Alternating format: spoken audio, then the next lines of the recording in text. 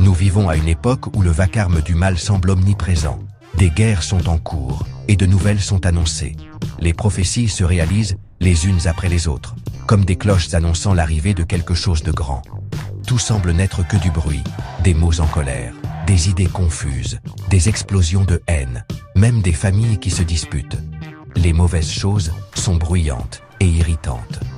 Elles essaient de s'imposer par la force, en faisant tout un spectacle et en utilisant la violence. Mais le bien n'essaie pas de couvrir ce bruit. Il n'en a pas besoin. Le bien est comme une mélodie silencieuse, presque trop délicate pour être entendue, comme le murmure de Dieu pendant une puissante tempête. C'est comme la voix calme et sûre de la vérité. Elle ne s'impose pas, mais elle est finalement toujours là.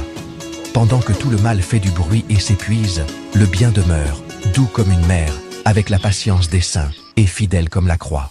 En ces temps mauvais et effrayants, où tout semble indiquer la fin, n'oublions pas que le bien n'a pas disparu. Il parle simplement d'une autre manière, comme une prière silencieuse, ou un amour qui n'est pas toujours visible, ou un sacrifice fait lorsque personne ne regarde. C'est comme une musique que vous n'entendez pas avec vos oreilles, mais que votre cœur peut ressentir. Et aucune force maléfique dans le monde ne peut l'arrêter. Le bien ne fait pas beaucoup de bruit, mais il est invincible. Il est comme la lumière du matin. Il peut venir lentement, mais il triomphe toujours de la nuit. Écoutez-le, suivez-le, demeurez en lui. Le bien n'est pas seulement de bonnes vibrations ou une force cosmique flottante. Le bien est une personne et a un nom. Son nom est Jésus, le Christ, le Fils de Dieu, qui s'est fait homme et a vécu ici avec nous.